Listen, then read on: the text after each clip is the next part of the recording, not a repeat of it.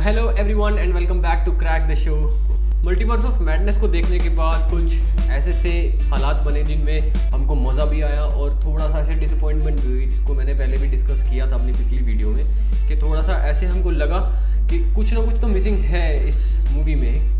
और उसी के बारे में आज हम डिस्कस करने वाले हैं कि क्यों ये मूवी थोड़ी सी बाइपोलर है, कि इसके अच्छे एस्पेक्ट्स भी हैं लेकिन उससे ज़्यादा बुरे हैं। तो हम वही चीज़ आज डिस्कस करने वाले हैं कि क्यों मल्टीवर्स ऑफ मैडनेस हमको थोड़ा सा ऐसे पिंच ऑफ डिसअपॉइंटमेंट देती है। तो अगर स्टार्ट करें डॉक्टर स्ट्रेंज से, तो स्टार्टिंग में हमको ऐसा लगता तो है कि हाँ, डॉक्टर स्ट्रेंज एक इम्पॉर्टेंट रोल और एक बहुत अच्छा कंट्रीब्यूशन देने वाले हैं इस मूवी के लिए। लेकिन आगे बढ़ते बढ़ते जब फर्स्ट हाफ खत्म होता है तो हमको समझ आता है कि ये थोड़ी सी वांडा ड्रिवन मूवी थी, ना कि डॉक्टर स्ट्रेंज ड्रिवन मूवी।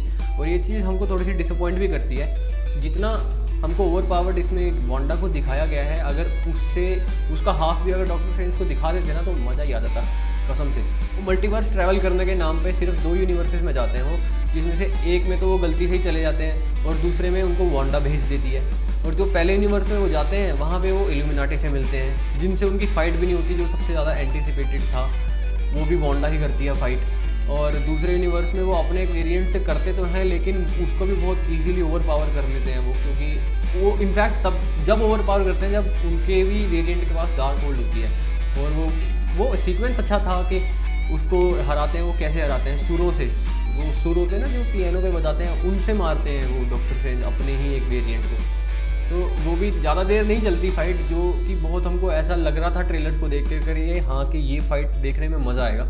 वो फाइट देखने में इतना मज़ा नहीं आता है। हाँ, थोड़े से VFX की वजह से थोड़ा सा मसाला डल जाता है, लेकिन एट दी एंड हमको ऐसा लगता है कि व्हाट द हेल, यही होना था।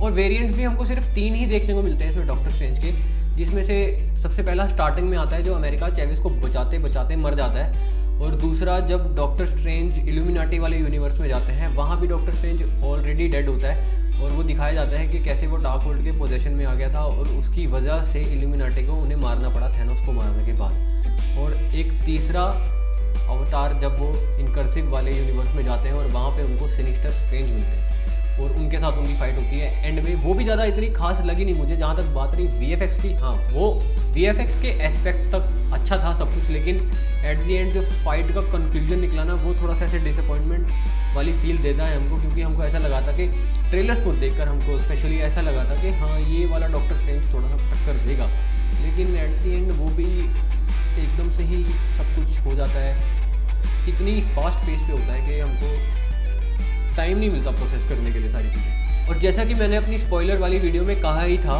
अगर आपने नहीं देखी तो देख लेना, लिंक ऊपर फ्लैश हो रहा होगा, कि जो एक ऐसा एलिमेंट है जो हमको मिसिंग लगता है जो कि है सस्पेंस का। और एक और एलिमेंट है जो हमको ऐसा लगता है कि थोड़ा सा और बेटर हो सकता था, वो है मूवी का रन टाइम जो कि है 2 घंटे का। और स्पेशली जो जनरली मार्वल की मूवीज़ होती हैं वो 2.5 से 3 घंटे की होती है, लेकिन ये वाली 2 घंटे की थी, इसलिए सब कुछ इतनी फास्ट पेस पे था और हमको स्टोरी को एक बहुत ही एग्जैजरेटिव वे में दिखाया नहीं गया जो कि हम चाहते थे कि दिखाया जाए। लेकिन जो जितना भी था बेटर था, मैं तो ये कहूँगा कि क्योंकि बोलना आसान होता है और करना एज़ कंपैरिजन बहुत ज़्यादा मुश्किल होता है। और मूवी के फास्ट पेस की वजह से ही हमको क्लाइमैक्स को भी अंडरस्टैंड और प्रोसेस करने में थोड़ा सा ऐसे डिफ़िकल्टी होती है, क्योंकि मूवी देखते देखते हमको रियलाइज़ ही नहीं होता कि कब क्लाइमैक्स आ गया और मूवी अपने कंक्लूजन को ड्रॉ करने वाली है। और इसलिए ये भी एक ऐसा एस्पेक्ट बन जाता है जहाँ पे मूवी थोड़ी सी लैग करती है। नो डाउट कि मूवी का जो फर्स्ट हाफ था वो बहुत ही ज़्यादा अच्छा था और जिस तरीके से सारी चीज़ें बिल्डअप होती हैं हमको एंड में उतना ज़्यादा बड़ा कंक्लूजन देखने को नहीं मिलता। और फिर बात करते हैं वांडा के बारे में। तो देखो, ये मैंने चीज़ पहले भी मेंशन करी थी अपनी वीडियोस में कि वांडा का जो कैरेक्टर आर्क रहा है वो बहुत ही ज़्यादा कंफ्यूजिंग रहा है वांडा विजन से लेकर अब तक। यानी कि वांडा विजन के एंड में उसको ये चीज़ समझ आ जाती है कि जितना भी मैं और जो भी मैं कर रही थी वो सब कुछ गलत था और वो इसलिए सब कुछ ठीक कर देती है और उसका जो कैरेक्टर था एक पॉजिटिव डायरेक्शन में मूव करने लग जाता है। लेकिन जैसे ही हमने डॉक्टर स्ट्रेंज देखी तो हमको पता चला नहीं, ये तो कुछ और ही खिचड़ी पक रही थी इसकी अपने दिमाग में और इसने तो बड़े बड़े कांड कर रखे हैं पूरे मल्टीवर्सल लेवल पर। और फिर सारी चीज़ों का रीज़न एक ही निकल कर आता है, वो है dark hold. Dark hold, dark hold, dark hold, उसी की वजह से ही सब कुछ हो रहा है। उसी के कारण ही वांडा करप्ट हुई, उसके पोजेशन में इतनी ज़्यादा पावर आई और उसी की वजह से ही डॉक्टर स्ट्रेंज एक यूनिवर्स में सिनिस्टर स्ट्रेंज हो जाते हैं, सिर्फ डार्क होल्ड की वजह से। तो ये सारी मूवी एब्सोल्युटली डार्क होल्ड पे ही बेस्ड है। इस मूवी का नाम होना चाहिए था डार्क होल्ड के कारनामे, ना कि मल्टीवर्स ऑफ मैडनेस। तो सिर्फ डार्क होल्ड इन सारी चीज़ों को जस्टिफाई कर देती है कि वांडा इतनी बुरी क्यों बनी, वांडा के पास इतनी ज़्यादा पावर कैसे आई कि इल्यूमिनाटी को वो ऐसी चुटकी बजाते ही, मतलब इतनी जल्दी तो थैनोस भी नहीं मार सकता था यार उनको, जितनी जल्दी इसने मार दिया। खोपड़ी खोल दी, किसी को काट ही दिया पूरा बीच में से, और किसी की तो चटनी बना दी बिल्डिंग रख के उसके ऊपर। मतलब मार्वल कैप्टन मार्वल को उसने ऐसे मार दिया जैसे कि कोई बच्चा। मतलब इल्यूमिनाटी उस यूनिवर्स का सबसे ज़्यादा पावरफुल ग्रुप था और वांडा ने उनको ऐसे हरा दिया जैसे कि दे डिडंट इवन एग्जिस्ट।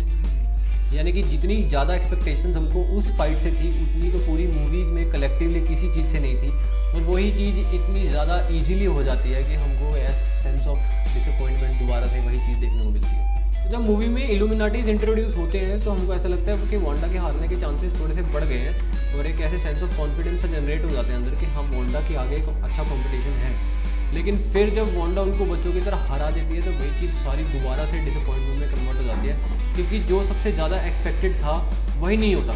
मतलब सारे इल्यूमिनाटीज को मारती, इतनी कितनी पावरफुल यार।